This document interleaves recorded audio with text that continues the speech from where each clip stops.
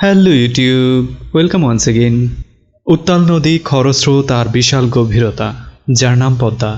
সারা পৃথিবী জুড়ে রয়েছে অন্তত 100 মিলিয়নেরও বেশি ব্রিজ, কিন্তু পদ্মা সেতুর মতো এত গভীরে আর কোনো ব্রিজের পিলার যায়নি। পৃথিবীতে সবচেয়ে খরস্রোত নদী হচ্ছে অ্যামাজন নদী, এরপরেই রয়েছে পদ্মা।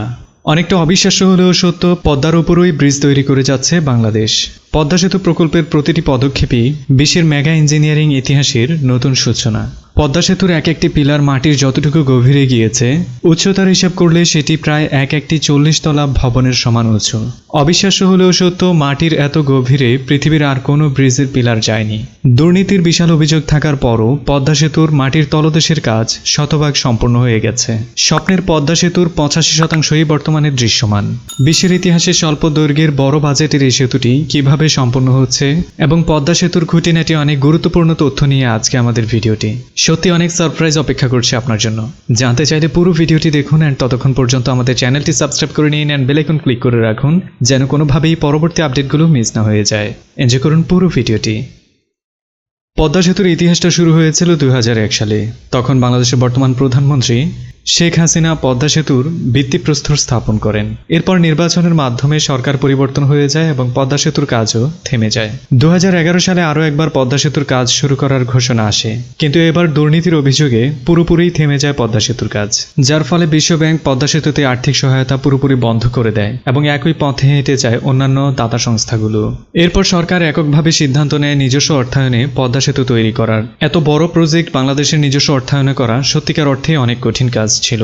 সে সময় বাংলাদেশকে সহায়তা করতে এগিয়ে আসে চীন সরকার পুরো সেতুর প্রায় 70% আর্থিক সহায়তা দানের ঘোষণা দেয় এবং একই সময়ে কানাডার আদালতে দুর্নীতির অভিযোগ পুরোপুরিভাবে মিথ্যে প্রমাণিত হয়। 2014 সালের 7 ডিসেম্বর আনুষ্ঠানিকভাবে পদ্মা সেতু তৈরির কার্যক্রম শুরু হয়। মূল সেতুর পুরো কাজটি পেয়েছে China major bridge engineering company limited. Padma সেতু তৈরি করা পৃথিবীর যে কোনো কনস্ট্রাকশন কোম্পানির জন্যই নতুন অভিজ্ঞতা। সে জায়গায় China major bridge engineering company লিমিটেডের জন্য এটি পুরোপুরিভাবে একটি চ্যালেঞ্জ ছিল, কারণ পদ্মা সেতুর মতো এত বেশি খরস্রোত পৃথিবীতে আর মাত্র একটি নদীতেই রয়েছে, আর সেটি হচ্ছে অ্যামাজন। অ্যামাজনের উপরে এখন পর্যন্ত কোনো ব্রিজ তৈরি হয়নি, কিন্তু পদ্মা নদীর উপর বাংলাদেশ সেই অবিশ্বাস্য কাজটি করতে চলেছে। পদ্মা নদীতে পানির খরস্রোতের মতোই গভীরতাও অনেক। বরাবর 40 মিটারের গভীরতা রয়েছে পদ্মায়, যেই গভীরতায় একটি 13 তলা ভবন পুরোপুরিভাবেই তলিয়ে যাবে। পদ্মার তলদেশের মাটি একেবারেই নরম কাদামাটি, যা গভীর স্রোতের সাথে খুব দ্রুতই সরে যায়। পৃথিবীর প্রায় সব নদীর তলদেশেই কিছুটা গভীরে গেলে পাথরের মতো শক্ত মাটি পাওয়া যায়, কিন্তু দুর্ভাগ্যজনক হলেও সত্য, পদ্মার তলদেশে এমন শক্ত মাটির সন্ধান পাওয়া গেছে প্রায় 8 কিলোমিটার গভীরে। এখানেই শেষ নয়, পদ্মার তলদেশের মাটি যেমনটা নরম তেমনি বালিমাটি টাইপের। ফলে অতিরিক্ত বর্ষার সময় যখন খরস্রোতের সৃষ্টি হয়, তখন বালিমাটিগুলো ধুয়ে চলে যায়। গভীর স্রোতের সাথে ধুয়ে যাওয়া এসব বালিমাটির পরিমাণটাও 61 থেকে 67 মিটার পর্যন্ত হয়ে থাকে। এটা সত্যিই অবিশ্বাস্য, কিন্তু এটাই পদ্মার বাস্তবতা।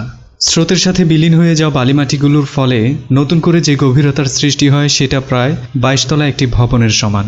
সুতরাং পদ্মার তলদেশের স্বাভাবিক 40 মিটারের গভীরতার সাথে আরও 65 মিটার যোগ হওয়ার ফলে মূল গভীরতা গিয়ে দাঁড়ায় মূলত 105 থেকে 107 মিটার সমান। এমন বিশাল গভীরতায় একটি 35 তলা সমপরিমাণ ভবন পুরোপুরিভাবে তলিয়ে যাবে।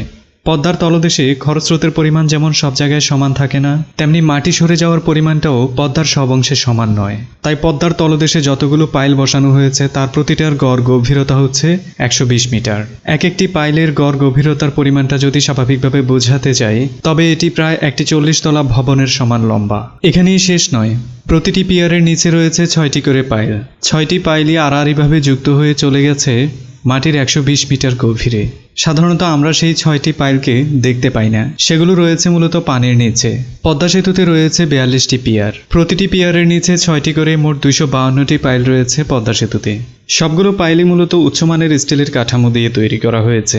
পাইলগুলোকে মাটির 120 মিটার গভীরে পৌঁছানোর জন্য যে পরিমাণ শক্তিসম্পন্ন হ্যামারের প্রয়োজন ছিল, সে ধরনের হ্যামার পৃথিবীতে ছিল না। তাই পদ্মা সেতুর জন্য নতুন করে একটি হ্যামার অর্ডার দিয়ে বানানো হয়েছে জার্মান থেকে। মাটির তলদেশে পৌঁছানো 6টা পাইল মাটির উপরে এসে যে পিয়ারের তৈরি হয়েছে, সেই পিয়ারটিও রীতিমতো বিশাল আকারের। পিয়ারের এই আয়তনটা প্রায় 950 স্কোয়ার সমপরিমাণ। ঢাকা শহরের ছোটখাটো ফ্ল্যাটগুলো এমন আয়তনেরই হয়ে থাকে। পদ্মা সেতুর সর্বমোট 42টি পিয়ারের মাথায় বসবে 41টি স্প্যান। প্রতিটি স্প্যানের দৈর্ঘ্য বরাবর 150 মিটার। সহজ ভাষায় মহাখালী বাসস্ট্যান্ড থেকে আমতলী বাসস্ট্যান্ড পর্যন্ত যতটুকু দূরত্ব, ঠিক ততটুকু দূরত্বে একটি স্প্যান আরেকটি স্প্যানের সাথে যুক্ত হচ্ছে। আর এভাবেই তৈরি হচ্ছে 6241 মিটার লম্বা এবং 18.18 মিটার প্রশস্ত পদ্মা ব্রিজ। এরই মধ্যে 31টি স্প্যান পুরোপুরিভাবেই বসানো হয়ে গেছে। বাকি 10টি স্প্যান বসানোর কাজে বিঘ্ন ঘটাচ্ছে পদ্মার খরস্রোত। পদ্মা সেতু অন্যান্য যে কোনো সেতু থেকে আলাদা, তেমনি এর ডিজাইনও পুরোপুরিভাবেই আলাদা অন্যান্য যে কোনো সেতু থেকেই। দ্বিতল বিশিষ্ট সেতুটির নিচেই রয়েছে রেল লাইন। বাংলাদেশের অন্যান্য সেতুতে যে ধরনের রেল লাইন রয়েছে, সেসব রেল লাইন থেকে পদ্মার রেল লাইন সম্পূর্ণরূপে আলাদা। এই রেল লাইনটি হবে সর্বোচ্চ ওজন বহনে পারদর্শী। বিশ্বের উন্নত দেশগুলোতে যেসব কন্টেনারবাহী দ্বিতল ট্রেনগুলো চলাচল করে, সেই সব ট্রেনগুলো চলাচল করতে পারবে পদ্মা সেতুতে। একই সাথে যে কোনো দুর্ঘটনা থেকে যাত্রীদের রক্ষা করার জন্য আলাদা একটি লেনের ব্যবস্থাও করা হয়েছে, যাতে যাত্রীরা খুব দ্রুতই নিরাপদ স্থানে পৌঁছে যেতে পারে। পদ্মা সেতুর রেল লাইন হবে ব্রডগেজ এবং মিটার গেজ দুই ধরনের লাইনের চলাচলের উপযোগী। অত্যন্ত ভারী ট্রেন এবং বাস চলাচলের উপযোগী করে তোলার জন্য পদ্মা সেতুর পিয়ারগুলোকে পৃথিবীর সবচেয়ে শক্তিশালী পিয়ারে পরিণত করা হয়েছে। পদ্মা সেতুর নিচে দিয়ে যেমন ট্রেন চলাচল করবে, তেমনি একেবারে উপরের অংশেই চলাচল করবে যাত্রীবাহী বাস, মালবাহী ট্রাক কিংবা ব্যক্তিগত কার। সহজ কথায়, রাস্তায় চলমান যত ধরনের গাড়ি রয়েছে তার সব গাড়ি চলাচল করবে পদ্মা সেতুর একেবারে উপরের অংশ দিয়ে। 18.18 মিটার প্রশস্ত উপরের অংশটি 4 লেনের দুটি যাওয়া আসার রাস্তায় পরিণত হবে। পদ্মা সেতুর দু প্রান্তে যেমন বাস ট্রেন চলাচল করবে, তেমনি এর ভেতর দিয়েই চলে যাবে গ্যাস লাইন, টেলিফোন লাইন এবং ইন্টারনেট লাইন। অবশ্যই পুরো সেতুতে বিদ্যুৎ সরবরাহের জন্য রয়েছে ইলেকট্রিসিটি লাইন।